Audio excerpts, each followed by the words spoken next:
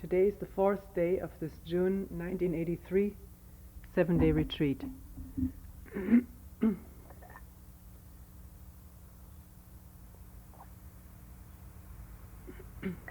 Before getting to a koan,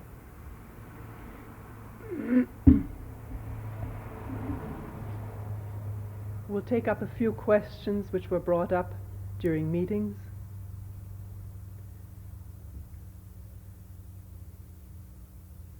Keeping in mind also that there are some people here who have no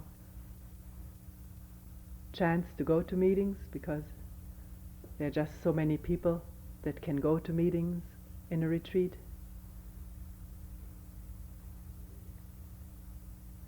And realizing the fact that a question brought up by one person is usually a question that concerns everyone at one time or another.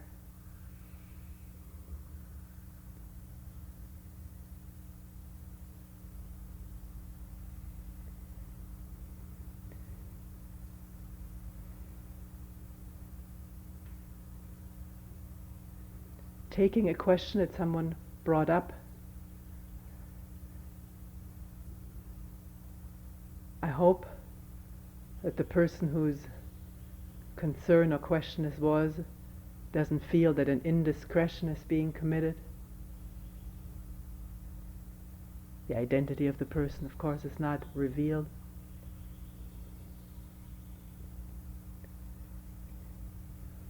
It is done because the question does concern everyone and is not typically personal.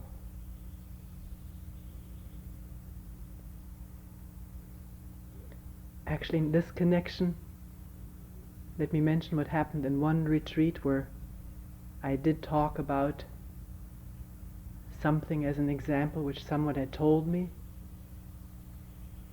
And during the next meeting, this person said,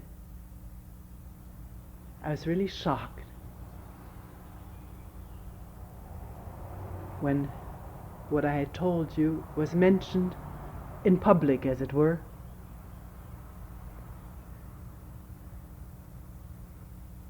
A tremendous emotion and feeling of hurt welled up, something maybe best characterized by a feeling of betrayal. And then all of a sudden, I realized that this was just an image I had of myself.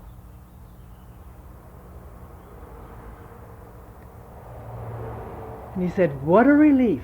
I've heard you talk about images for 5 years. Finally, I saw one.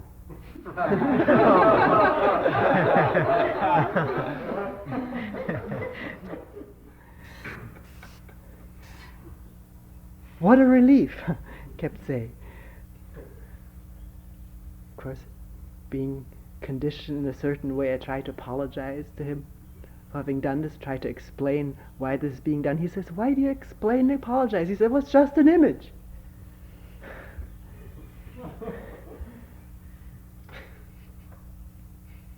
That was hurt. So, remember what we said in one of the first talks, that everything can be an opening, a gate. The deepest hurt or upset, depression, discouragement, or pain, if it is seen directly, that's the gate, the opening.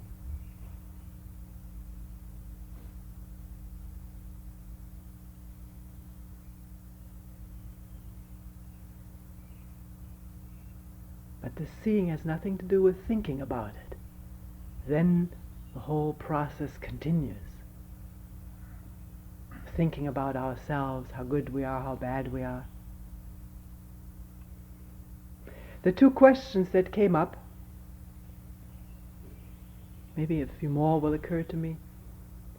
One of them was, you talked about everything we do being motivated to get some kind of a reward.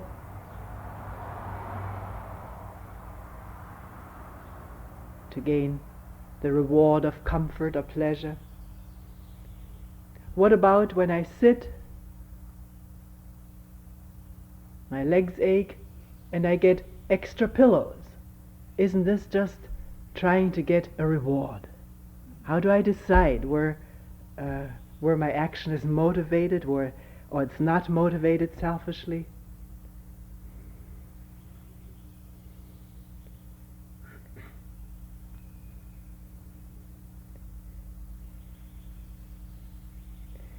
You sit a round or 2 rounds and terrific pain in your hip or knee or back. At this moment, what happens? Are all the thoughts concerned with how can I get rid of this pain? I don't like it.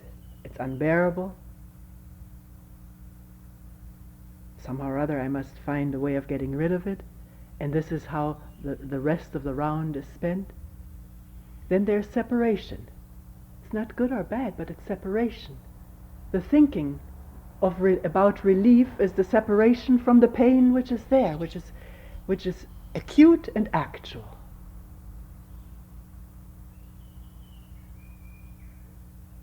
So why not sit with it, not just endure it, grit one's teeth?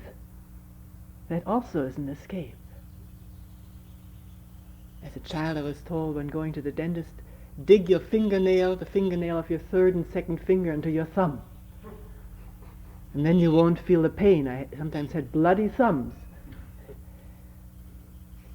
It is a bracing against pain and not experiencing the pain as it is without fear, without calling it pain. Really listening to it. At that time there was no Novocaine, so one had no choice. And it's amazing how what happens to pain if it's really listened to, attended to, and felt. Then it really is what it is.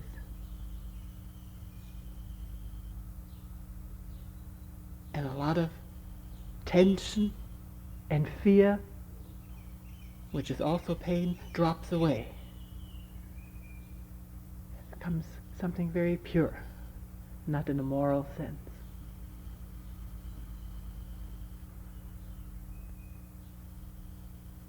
Is there anything wrong with getting extra cushions when one has problems with the back, with the legs, knees, or hips?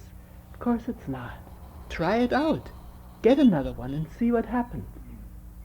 All of a sudden the left hip may hurt instead of the right.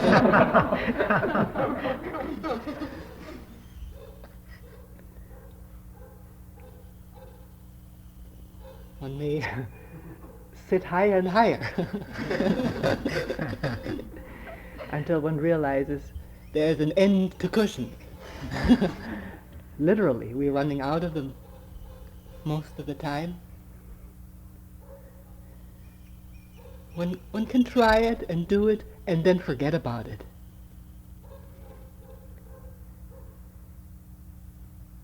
If you have the idea, I must not look for comfort, I must sit with pain, then your whole being is again directed by ideas. What's good for you? How do you know what's good for you? How do we know? We only have ideas about it. Or we can try out directly. Prop up the left knee and see what happens. If it helps, fine. If it doesn't help, then how does one sit with pain? And we talked about that. The pain being one's total being with no separation. It's my pain, and I must do something about it.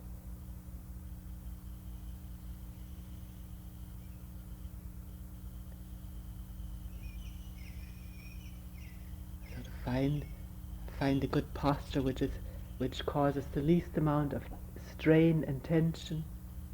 Even in the sitting, may be tension already. One may sit so straight. I think we talked about it in this retreat. Have an idea of a straight back, which is a tension there. I don't mean ATT, but a tension. This comes into awareness, first of all, through a pain in the back. Maybe one can release or relax a little bit. It's not easy. It really needs clear awareness. When that is there, then maybe the back isn't quite as straight, but the posture is much more alive, pliable, and not idea-ridden.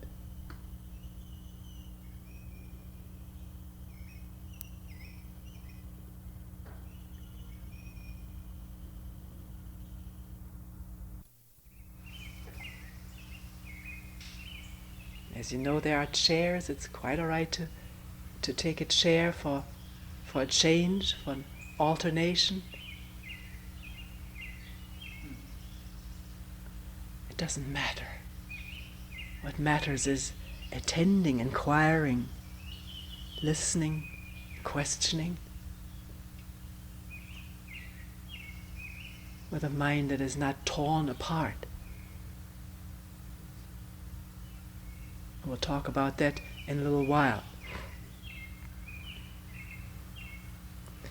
Another thing that came up, and it's come up once before, somebody mentioned it.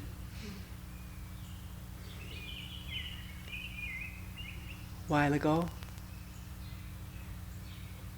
Pointing out to me that something happens when I constantly ask questions.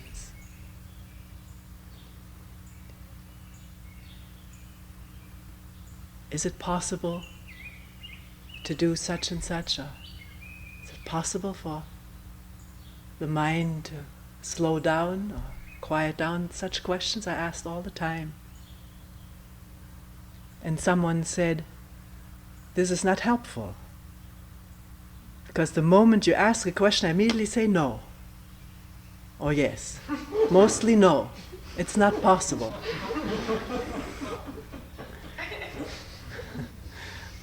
And then I'm blocked.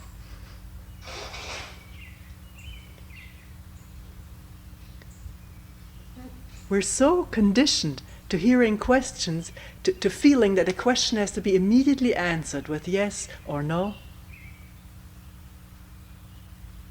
Maybe to satisfy the asker, or just to do something about it. Of course, in answering no, in that there is a feeling of not being capable of doing things that maybe other people are capable of doing. It is a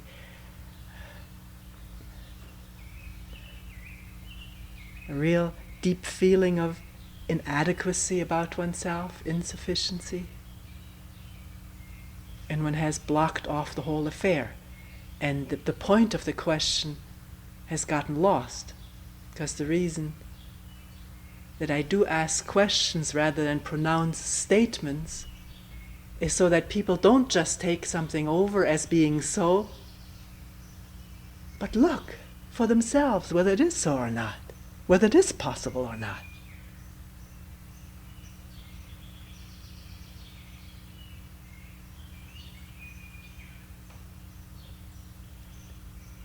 I cannot say for anybody, you do this, you do that, or you can't do this and you can't do that. But can you? Which means, can one take this question upon oneself? Not answer it. None of these questions are to be immediately answered,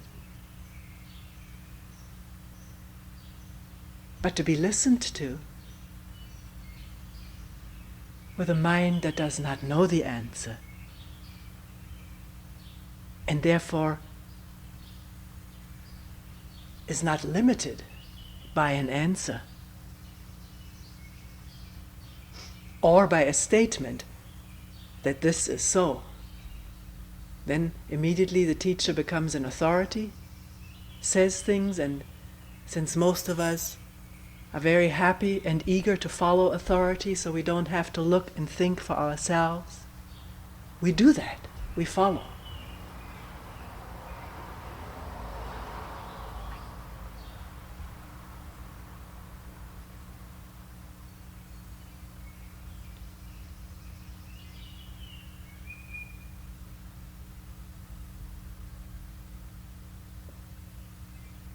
Because it is possible, as this person pointed out to me, instead of just asking a question, to point out what happens when such and such goes on so that one can follow it in one's own mind.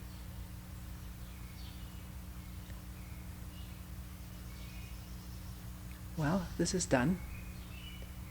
At times this is done, and at times they're just questions asked.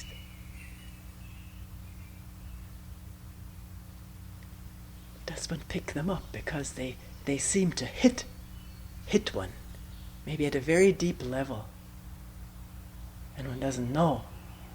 But because the question has been asked and has hit, it is not rejected, but it starts operating. One starts listening and attending in the light of the question.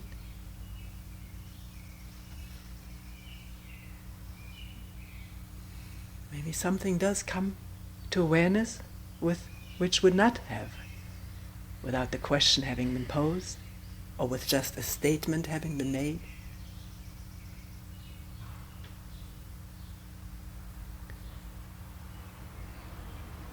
So if ever you hear the question again, is it possible?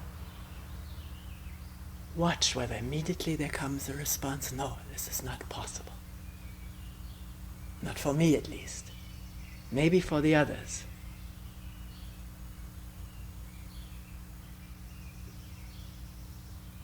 All right, so you say that. It's not possible for me. But is that the end of it? It need not be. Because this work of looking into oneself, trying to understand the split, the division, the contradictions, and wondering if there can ever be a coming together, a wholeness, even if it seems so impossible. One has to ask that question. This is what a koan is, an impossible question.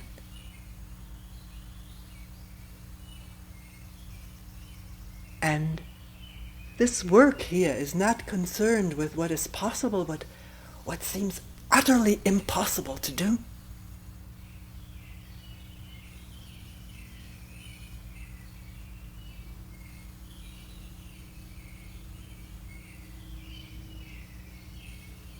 And not giving up in the presence of this mountainous impossibility.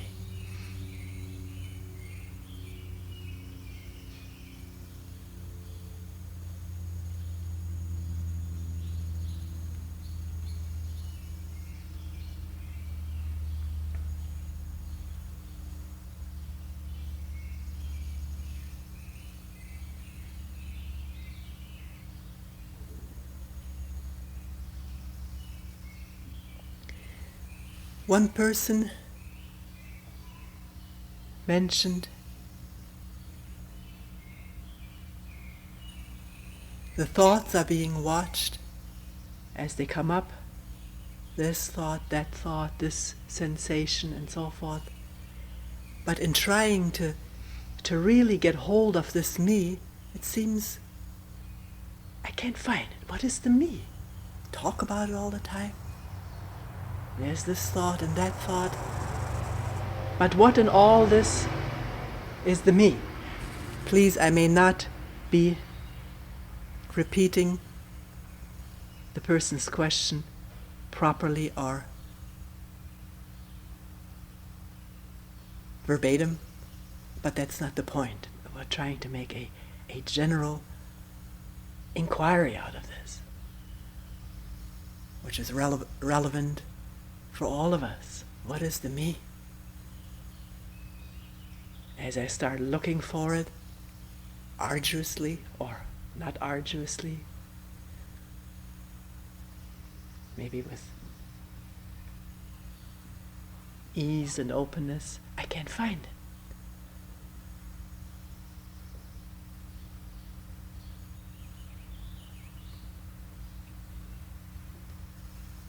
Of course, one can look at the coloration of the thoughts themselves. Are they just really random things?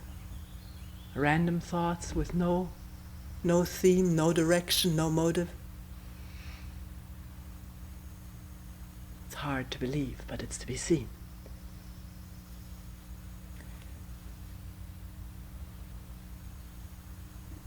As this person mentioned himself, maybe this me is located on very deep levels, not just on superficial levels of the conscious mind, which is true.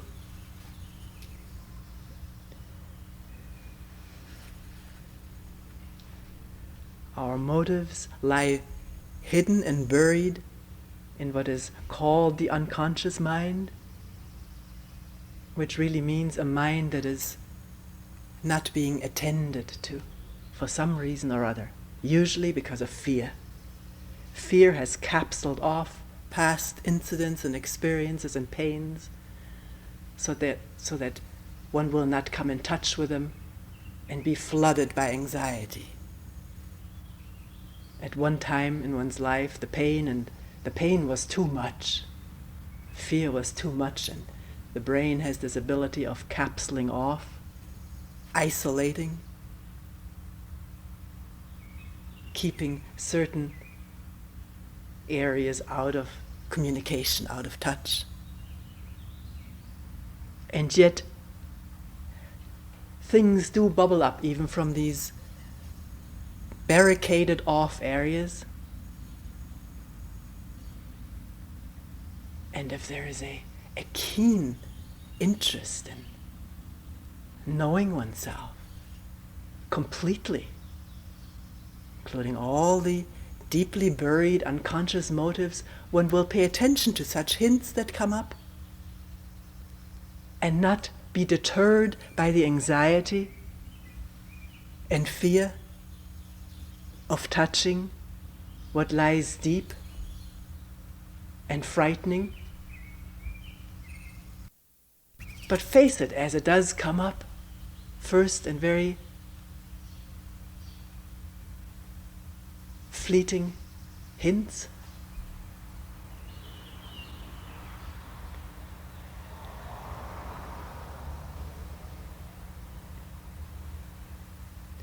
Our whole heritage, which goes much beyond our own personal life, our racial inheritance, our racial heritage, our cultural heritage,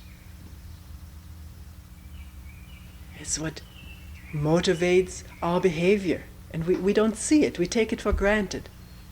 We may see it when we go to a foreign country and we wonder how come these people do things so strangely, so oddly. Or the wrong way around. Because one may be more sophisticated than this, but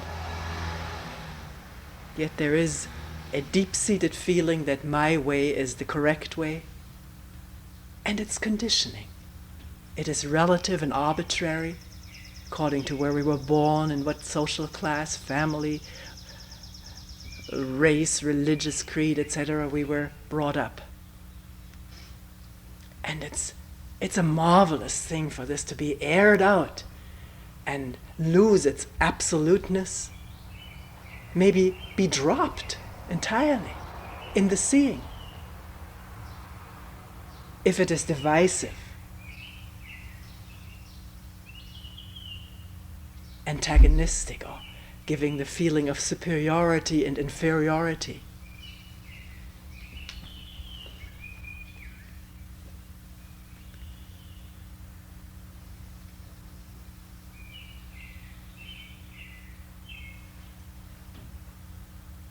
this me that one may not be able to find. Let us suppose you've been standing in line during lunchtime. You filled your bowl to the brim. Take it back to your seat and you forgot to take a piece of fruit, and you come back to your seat and someone else has taken that bowl and is eating it.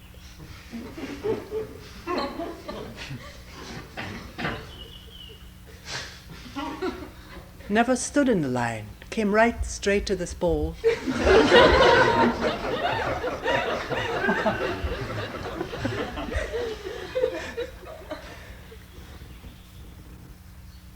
How do you feel at a moment like that?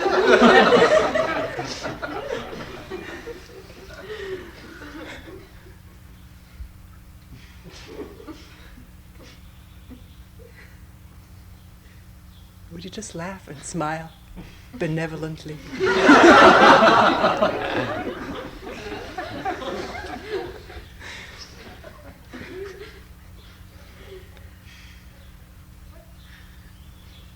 Then there's an opportunity to observe the me in operation. Its territory invaded, its food taken.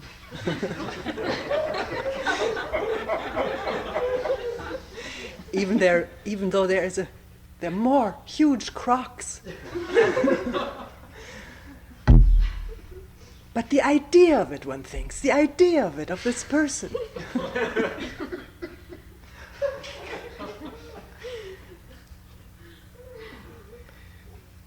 And one looks for a pad and pencil to write a note.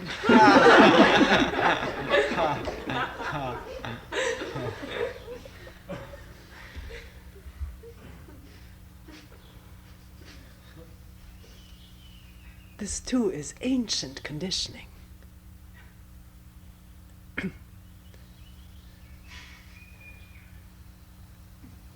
Tugging at each other's food, or insisting on keeping one's own.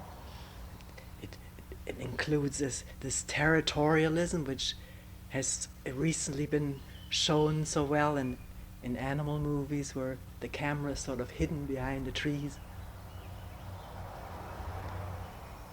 We have a chance at home to watch birds which nest, and this year some blue jays nested in a hedge just a few yards away from our window. And it's just amazing how these birds will chase away, come what may. Now, blue jay is an impressively big bird, and the little birds, of course, take off, but it happens with little birds. A little bird can chase a blue jay away, and the blue jay will go. Without much fight, maybe a little hassling, verbally, and then the bigger bird will take off, chased by the chickadee or the robin. Because somehow or other it is imprinted that one respects each other's territory. That's why very, very few animals go to war with each other. They know better.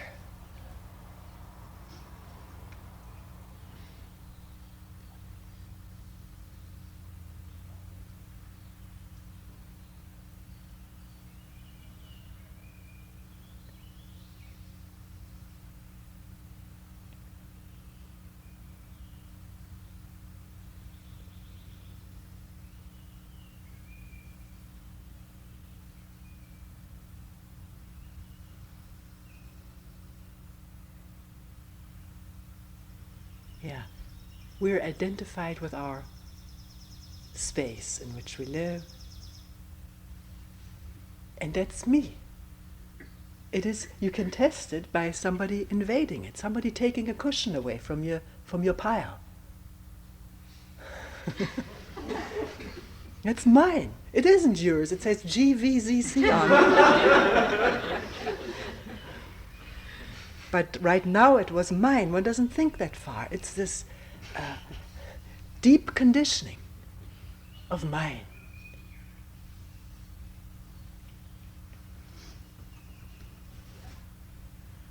One person, very observant and careful and not just brewing and simmering with the anger, but at some point also looking at it, said it took several rounds to get over such an eruption of anger over someone taking the cushion. A neighbor, or some case like this, I don't exactly remember. And really amazed at this himself, at being able to nurture an anger for several rounds, or an upset, the practice, in quotation marks, being totally disrupted by this incident. That's the me.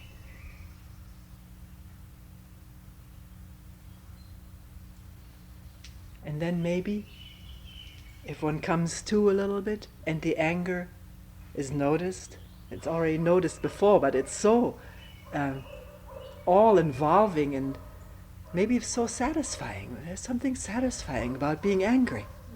Something is happening. Some release. Maybe there's all kinds of tension about this practice, about this work, and then there's anger. But then comes the thought, I shouldn't be angry, particularly not in a retreat. How stupid of me. I shouldn't be angry. How can I control this anger? How can I get rid of it? And what happens at that moment?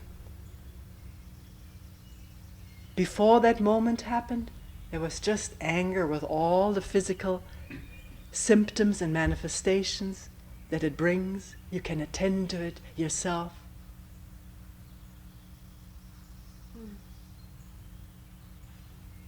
Can you attend to it without that moment happening where you say, I shouldn't be angry? Because at that instant there is a separation taking place in the mind. What was sheer anger, all of oneself in anger, pervaded by this emotion and its physical feelings. There is me. I shouldn't be angry. A thought process sets in which says there is this me, and this me says I shouldn't be angry. I should control it. And there may be the further step of thinking of how can I control it, maybe by breathing deeply, counting my breaths again, so that the anger will be dissipated through some activity that I engage in.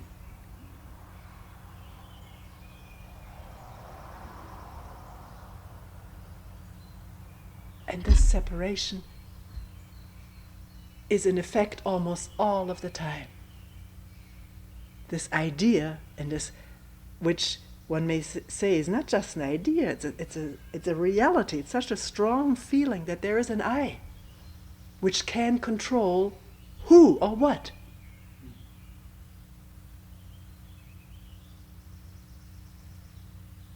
Itself.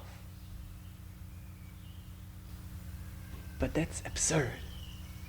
The I controlling the I.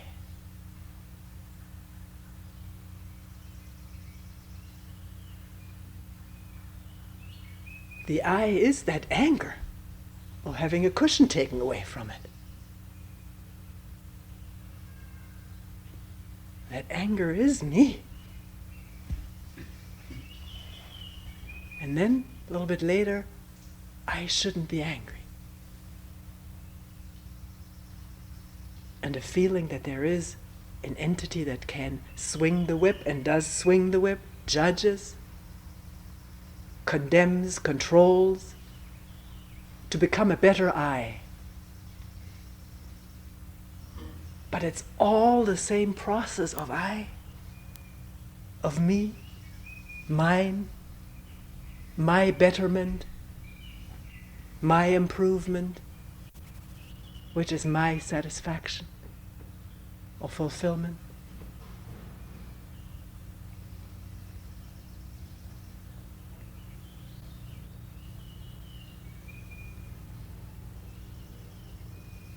What is this I that thinks it's separate and in control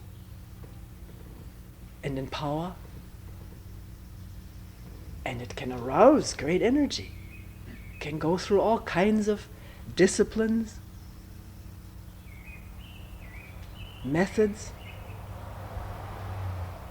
control the body, control the desires up to a point, and then something breaks loose again.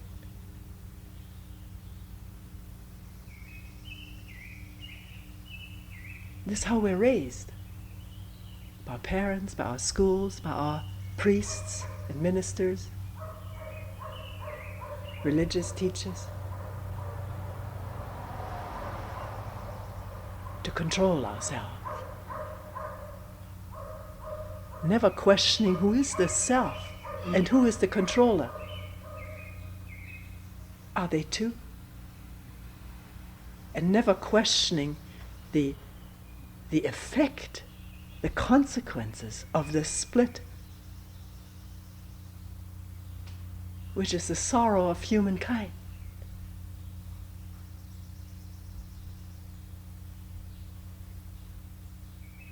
Division in one human being, the dis-ease with oneself, the attempted controls, the failures to really control,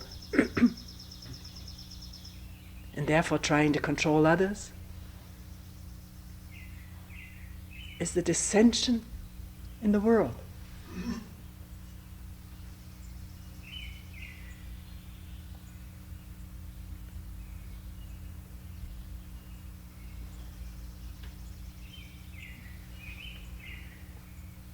Seems easier to say I will control it or I will get rid of it than to face the anger, to face the fear, the ugliness, jealousy, greed, or envy, which is in all human beings. As we just mentioned already, to be found among the higher animal societies. Why can't we face it in all simplicity, directness, and honesty?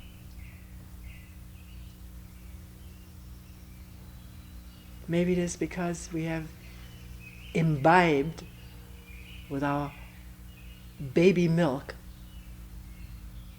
ideal images of what we should be like. They're ancient,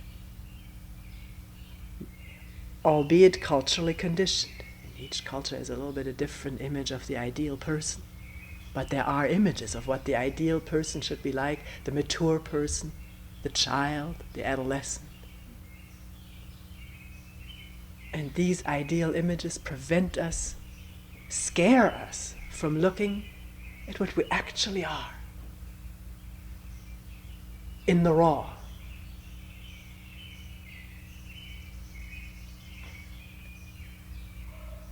And facing it with an awareness that is not divisive, that is not separative, that is not apart.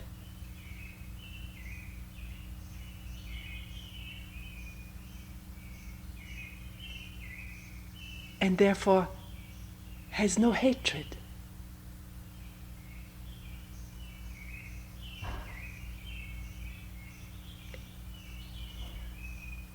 In control, self-control, and other control, there's always an element of hatred.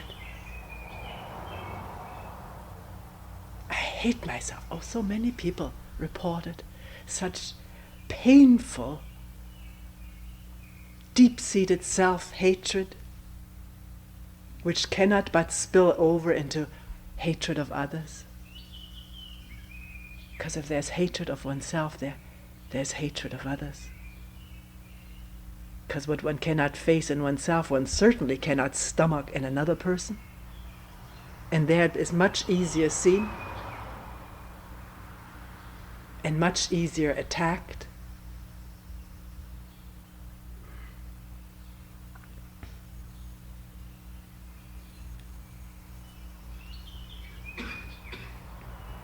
So you may ask, what is it that sees? If it isn't the eye, I can understand. The eye is just the same vicious cycle. The eye trying to improve the eye, chasing its own tail. But where does this quality of seeing come from? I'd like to have it. I'd like to practice it.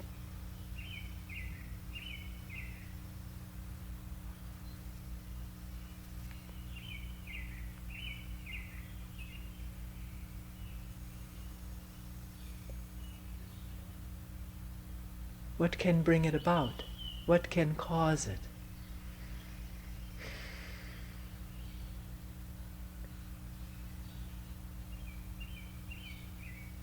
But the amazing thing about it is that it comes about without a cause.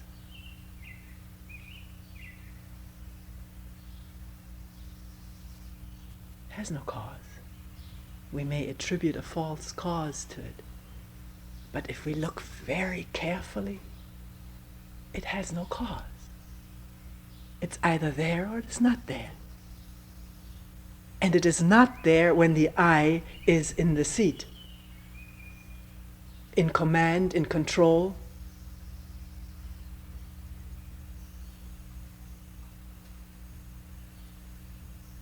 Unawares.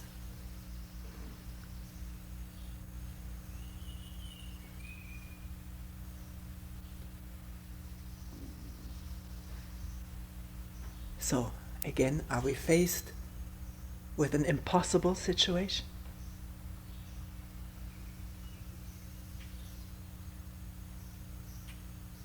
Actually, it doesn't matter whether it's possible or impossible. But what matters is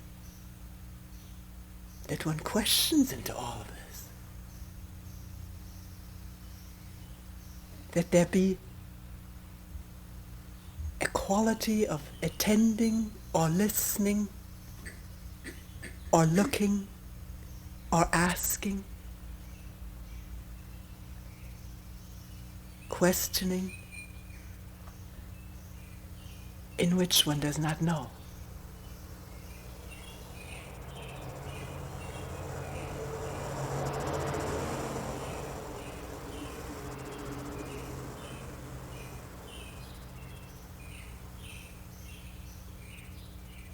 In which all that one knows is seen for part of this cycle of the knowing I, the knowing me, adding to its knowledge, become more efficient at certain things, but still the me,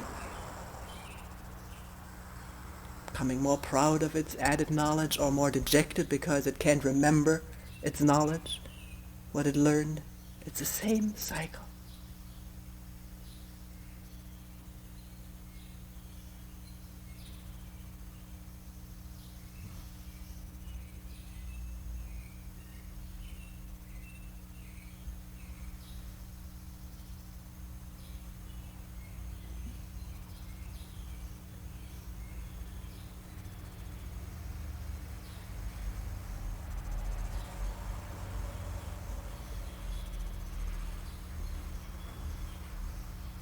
Who am I? What am I?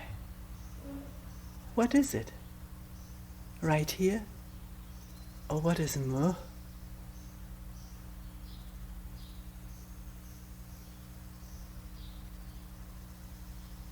What?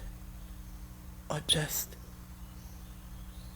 attending, not knowing?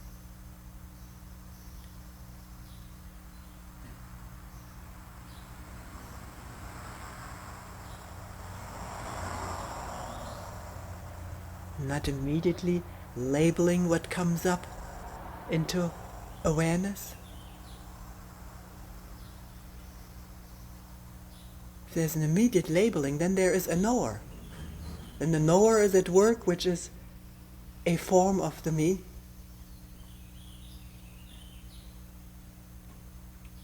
You don't know. What you know is your past experiences and words that come from it and thoughts that come from it. But that isn't what's happening right now. What's happening right now is completely new, fresh, never been here before. It is so. It's the truth.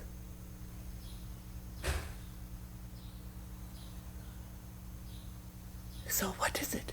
Can one be in touch with it without any word in between, without trying to manipulate it, control it, get rid of it, hold on to it? Nothing. All of that is the activity of the me. Trying to add to itself.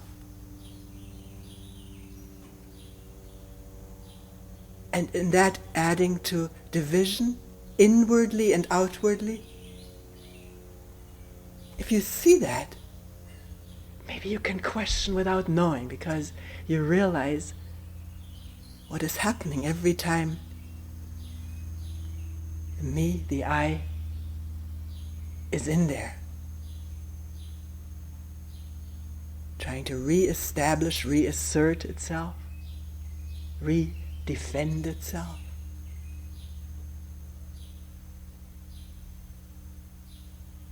But see it without opposing it.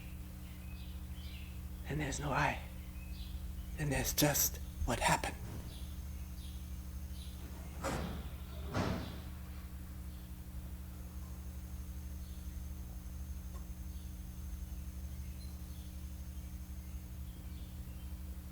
So who, mu, what am I, what?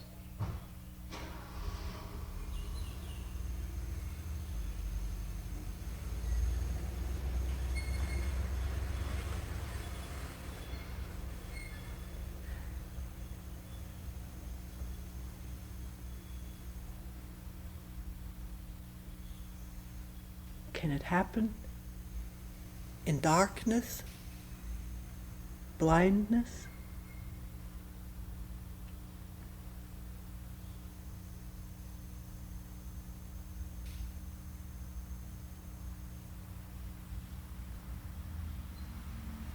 Is the energy, whatever energy there is, gathering in, I don't know.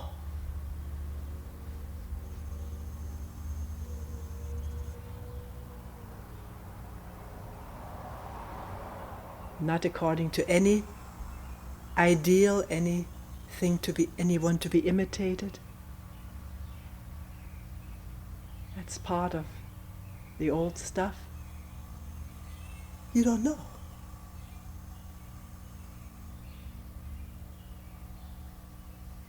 Just who, what, attending or listening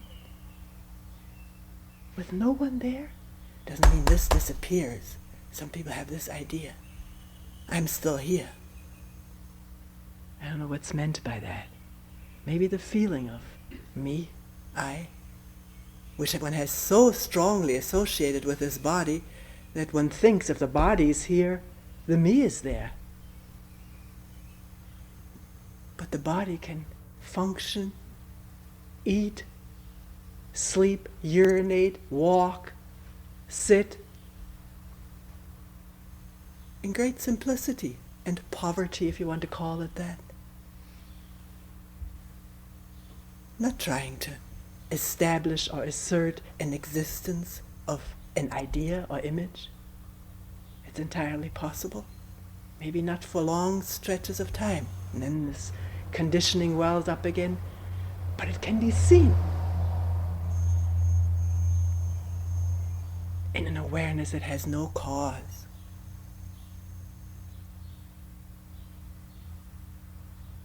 Therefore, a quality of love,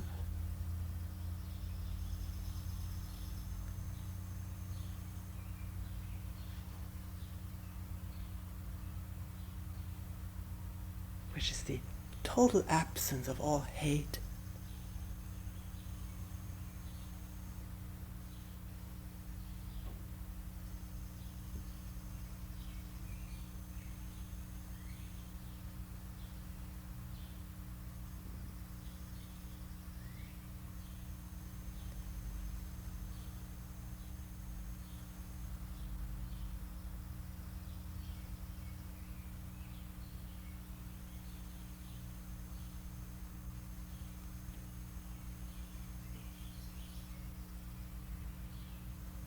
Don't say it's impossible and don't say it's possible.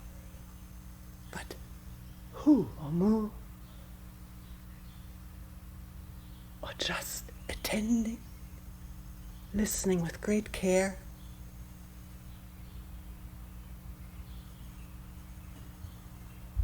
For no end.